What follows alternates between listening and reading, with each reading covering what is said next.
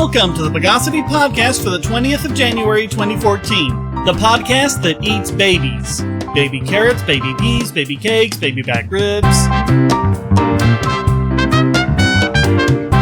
This is your host, Shane Killian. Let's longitudinally hyperbolize the news of the bogus.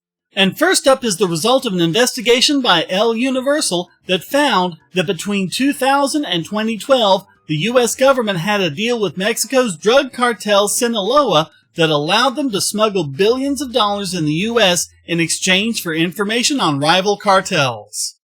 Alright, hands up everyone who's surprised. Hey, get your hand down over there! Jeez, always one smart aleck in the crowd. The leader of Sinaloa is Joaquin El Chapo Guzman, and if that name sounds familiar to you, we've covered him before.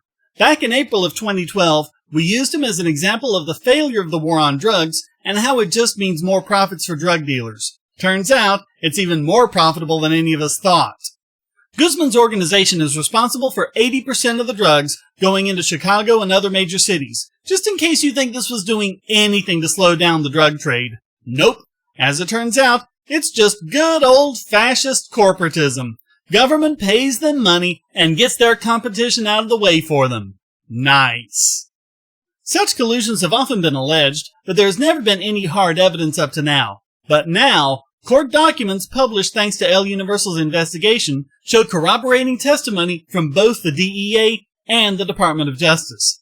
In fact, the documents show the DEA agents met with high-level officials in Sinaloa more than 50 times since 2000. According to the agents, this was approved by both high-ranking U.S. officials and federal prosecutors. Although this doesn't constitute direct evidence of a deal, it correlates nicely with the cartel growing in power and ultimately gaining control of the Mexican drug trade. Just for those of you who are still under any delusions the government has any interest in protecting you. And speaking of delusions, more bad news if you're an anti-vaxxer, but wonderful news if you're actually a sane person.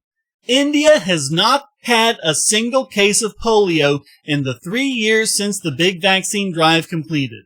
The last confirmed case was a 2-year-old girl in West Bengal on 13 January 2011. And the anti-vaxxers can't credit clean water or anything else like that like they try to do because that didn't change. Clean water, still polio. Better nutrition, still polio. Vaccines, no more polio! Work it out, people! For centuries, the Indian subcontinent has been the hub of polio outbreaks, both in the country and exported around the world as people travel abroad. It was almost universally recognized as the toughest place to fight polio. Some even said polio could never be eradicated from India, and now, thanks to vaccines, it's happened. The Indian government helped facilitate the vaccination drive by a team that included Rotary International, the Bill and Melinda Gates Foundation, the World Health Organization, and probably most importantly, millions of volunteers all over the country. 3 countries are primarily still keeping polio going: Nigeria, Afghanistan, and neighboring Pakistan. And we covered this before. There was a fake vaccination drive done by U.S. forces in Pakistan to collect DNA evidence in the search for Osama bin Laden, which didn't help at all in actually finding bin Laden, but it did serve to make Pakistanis so paranoid about vaccines that their government banned the polio vaccine in June 2012. I'm sorry, every time I think about that, I feel a NAP violation coming on. I really have the urge to go to the Pentagon, find the guy responsible for this, and just beat him to a bloody pulp. And all of this means that, in places where the anti-vaccination morons get a grip and end up reducing the number of vaccinated individuals, polio could still show right back up there at any time. But the anti-vaxxers keep saying it's the vaccine that causes polio. If they're right, Pakistan should be the one country that doesn't have it. India still has the risk of spillover from these other countries. So now is not the time for complacency. Maybe one day soon, if these other countries wise up and we can keep the stupid baby-killing anti-vaxxers at bay, we can make polio go the way of smallpox. You know, that disease that was the scourge of mankind for millennia, but completely wiped off the face of the planet by vaccines? Yes, this could happen with polio. Easily. If, that is, both governments and anti-vaxxers alike get the hell out of our way.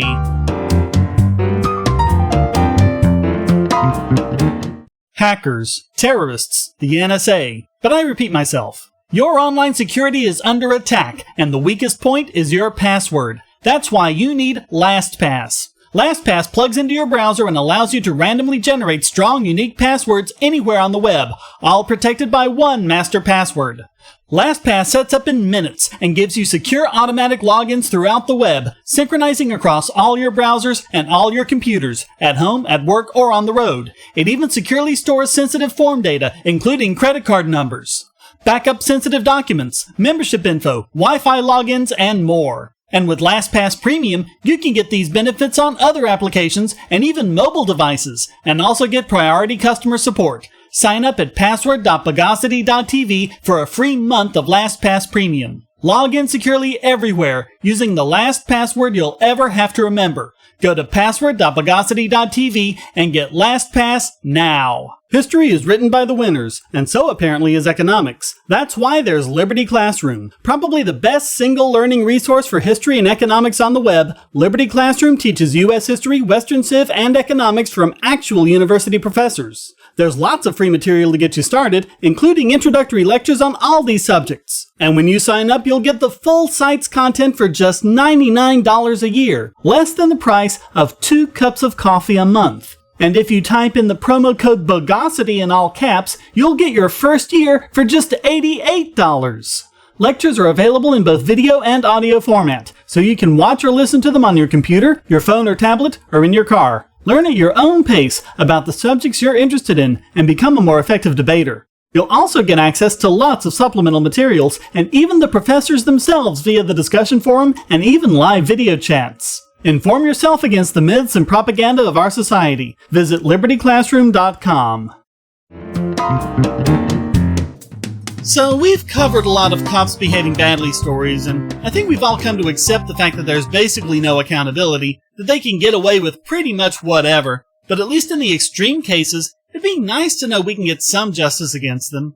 I mean, in a really extreme case, like if the police are beating a guy who isn't fighting back and isn't strong enough to threaten them anyway, where it's undeniable, like, I don't know, the whole thing's on video or something. And it's a clear enough video that no one can deny that it's the officers who did it. It'd be really nice to know that in a case like that, we can get justice. But apparently not. Because that's exactly what happened in the trial over the beating death of 37-year-old Kelly Thomas on July 5th, 2011. The 2 officers responsible for the death were found not guilty on all counts, despite the whole thing being on videotape. Unbelievable.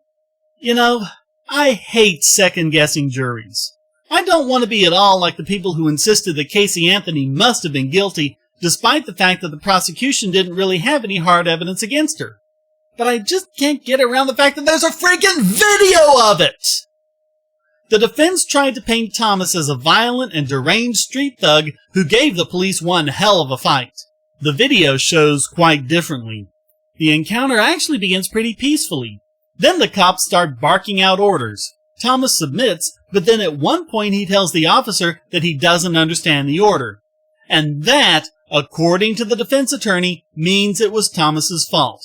Quote, Kelly Thomas is required by law to submit in this circumstance. He's got to submit, and he didn't. As the cops become belligerent, Thomas stands up and backs away. Then the 2 policemen start beating Thomas with their batons. 4 other officers then join in the fight. This included one of the officers using his stun gun as a blunt force weapon, bashing it against Thomas's head. The officers pressed Thomas to the ground and between gasps told him several times that he couldn't breathe. Sorry, but it's really hard to get innocence out of all that. According to 2 coroner's pathologists and a surgeon, Thomas died because his chest was compressed to the point where he couldn't breathe. As the officers held him to the ground and refused to let him up, his brain was slowly starved of oxygen. And yet, the defense denied that this actually caused his death. Must have been something else. Maybe it was a vaccine. The defense asked one of the pathologists for the precise moment when Thomas's chest was compressed, and she tried to explain that it doesn't work that way. It has to be a prolonged compression. If it stops immediately, the person just starts breathing again and doesn't die. You'd think that'd be obvious, but the defense told the jury, quote, he could have died sitting in a closet all by himself. Really? That is the argument that's supposed to call this into doubt? They also claim that it could have been due to drug use, but the toxicology report shows that Thomas didn't have any drugs or alcohol in his system at the time. I mean, really, what was their defense? It seemed to have boiled down to two things. Quote, "This case isn't about a bully cop who was trying to just beat down a homeless guy. It's about a police officer who for 10 years protected his community and did everything he could to keep the community safe." Well, except for Kelly Thomas. The second, don't punish police who are just doing their job. But how is this their job? They didn't arrest him, didn't charge him with any crime, and the only crime they said he committed, the drug use, was completely debunked by the tox report. So what was it? Maybe there was some kind of brilliant sleuthing going on in the jury room. Maybe a juror with the expertise of Sherlock Holmes came up with brilliant points that none of us will ever know about unless the jurors tell their story. Maybe. But here's the thing. The jury only deliberated for 8 hours. That's nothing in a murder trial. They were pretty much in and out. Usually that happens only if the case is open and shut, meaning that the case is precisely what it appears to be. Refuting the obvious evidence that's staring you in the face, like a videotape, takes time. But the jury didn't take that time, and they went against both the video and all of the evidence that corroborates the prosecution's story to back the defendant's arguments, which, really, were little more than sermons of police worship. Is our society really this far gone? Do we trust the police so much that we'll take their word over a videotape? Over expert pathologists? If you can't even convict the police when there's a video of them beating a guy to death, what hope is there for any of us? You say you don't like Bitcoin? Why not? Oh, because it's not gold. No problem. Just go to coins.bogosity.tv and you'll be taken to Coinable, where you can buy gold or silver coins or bars with your Bitcoins, with literally up-to-the-minute spot pricing. Now there's no reason not to jump on the Bitcoin bandwagon. Whether you're a Bitcoin miner, service operator, Bitcoin business owner, or market speculator, you can get gold and silver from reputable dealers, and Coinable has Bitcoin liquidity for fast processing of your order. Coinable even utilizes a special shipping infrastructure to ensure that your investment arrives safely at your door. And you know what? By going to coins.bogosity.tv, you won't pay a penny more, a Satoshi more for your purchase. But you'll help this podcast. You can even sell your gold and silver for Bitcoin as well. Coinable is your Bitcoin to gold marketplace. So go to coins.bogosity.tv and start turning your Bitcoins into gold now. Bogosity.tv and all of its services are hosted at GoDaddy. I've been a satisfied GoDaddy customer for over 10 years now. Their prices are great, and their 24/7 support is second to none, so I'm happy to be able to give you this special offer. Just sign up for any new domain, web hosting, email, or many other services, and get 35% off by typing in the code WOWNOBOGON. That's WOWNOBOGON. Because there's nothing bogus about these savings on quality internet service. Get your own .com with a personalized email address, or establish your online business in a snap, all for 35% off. Or check the right-hand side of the podcast page for special offers on GoDaddy products. Get great savings on quality internet services. Just go to GoDaddy.com and use the code WOWNOBOGON. And now it's time to jam the frequency of this week's biggest Bogon emitter. And it goes to, of all people, the Weather Channel. Not for failing to predict the polar vortex that's causing us to freeze our butts off or anything like that, but because of how they handled their dispute with satellite provider DirecTV. If you're a DirecTV customer, you may have noticed that the Weather Channel, on channel 362, went dark this week. Are you scared? Are you panicked? Are you frenetically wondering how you're going to get vital weather information? The Weather Channel was embroiled in a dispute with DirecTV over the price of their channel. The more their channel costs, the more money DirecTV has to charge their customers, which they don't want to do. But instead of negotiating in a boardroom as two service providers in a free market, the Weather Channel went to Congress. Calling their service a, quote, critical life-saving community resource, they urged people to write their Congress members. Quote, "For DirecTV to take us off their lineup would be deeply irresponsible to its customers who not only count on the Weather Channel on a day-to-day basis, but depend on us before, during, and after severe weather events. As the most trusted source of weather news and information in America, the Weather Channel is there when it matters most. If we are not available to DirecTV's 20 million viewers, they will miss the accurate and life-saving information we have been providing for more than 30 years. Yeah, as if there's no other way to get weather. I don't even see why we need a Weather Channel anymore. Local TV stations cover the weather, and most of them even have a dedicated digital weather channel that runs 24/7. And they all keep people in their area up to date in times of severe weather. And DirecTV has their own channel, Weather Nation, on Channel 361 for 24/7 weather coverage, which they created in response to consumer complaints about the Weather Channel, mostly the fact that more than 40% of the time, the Weather Channel plays reality television shows. Not to mention the fact that the Weather Channel's audience has been dwindling for years. While their PR engine bleats on about 20 million DirecTV customers relying on them, it's really less than 300,000 for the entire country. By the way, the Weather Channel is owned by Comcast, a terrestrial competitor to DirecTV. Just saying. Congratulations to DirecTV. By not backing down, you've done a good service for your customers, and hopefully other channel providers will take note. Hopefully broadcasters will be less reluctant to try and jack up the price of their already overpriced channels. Maybe it'll even give the providers the courage to start demanding cuts. Now, AccuWeather, the Pennsylvania service that's generally touted as the most accurate weather service there is announcing they're going to launch their own TV weather channel in September. And they promise no reality shows. As for the Weather Channel, it's their blatant fear-mongering, their bloated view of themselves, and their attempts to use government force to get their way instead of producing a quality channel that people want to watch, not to mention their absolutely laughable PR rhetoric that makes them this week's biggest Bogon emitter. And now it's time to severely dope slap this week's Idiot Extraordinaire! Several times this podcast has had to bite the bullet and acknowledge something that we got wrong. It happens. And making such corrections is only expected. It's what any reasonable, rational person concerned about delivering accurate information to their audience would do.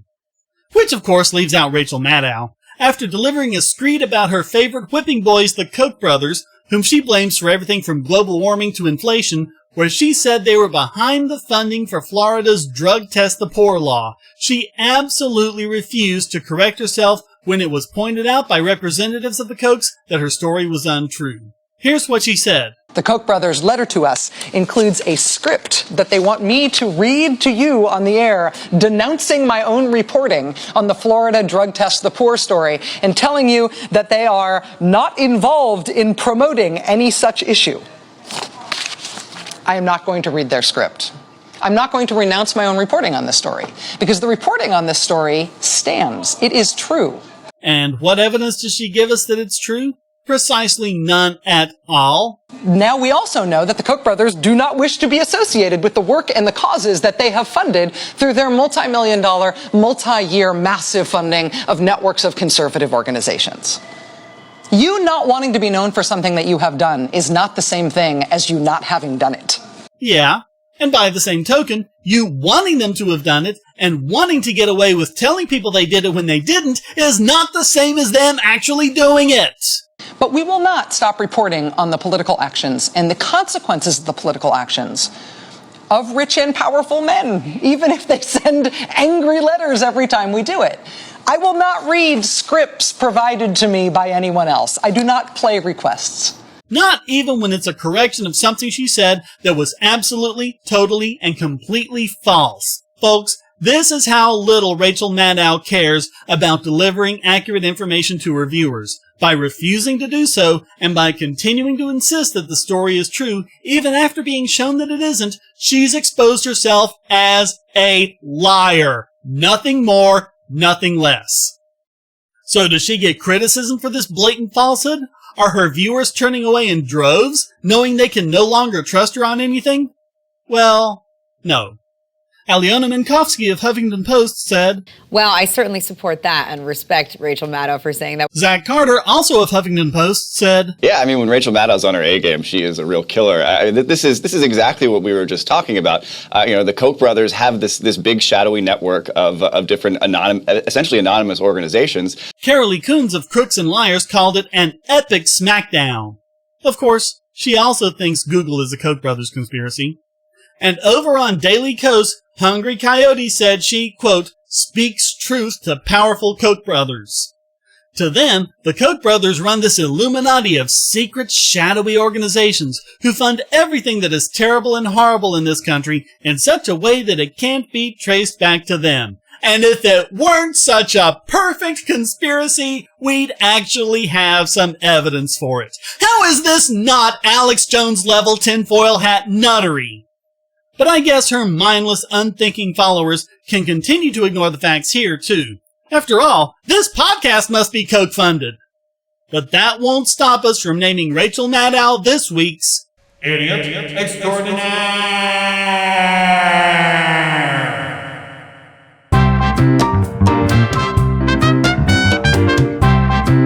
Well, that wraps up this But It's My Only Line edition of the Bogosity podcast. Please visit the forums at bogosity.tv where you can read the show notes and join the discussion on these and other subjects. This podcast is free but not free to produce, so please donate via PayPal or Bitcoin at the top of the bogosity.tv website or down the right-hand side of the podcast page and give generously to keep this podcast going. And if you'd like to contribute to the podcast, just send a question, statement, news article, or rant to podcast@bogosity.tv. Put it in an audio file, and if it's good enough, it'll get played right in the podcast. Thank you for listening. Until next time, here's a quote from Thomas Sowell. Freedom has cost too much blood and agony to be relinquished at the cheap price of rhetoric. The Bogosity podcast is licensed under Creative Commons Attribution Non-Commercial No Derivatives 3.0 Unported License.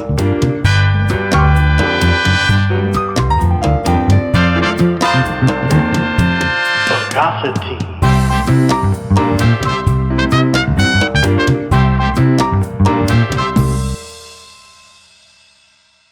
Do you want answers to creationist claims against evolution? Would you like to know more about evolution yourself, or even engage creationists more directly, with actual peer-reviewed sources to back you up?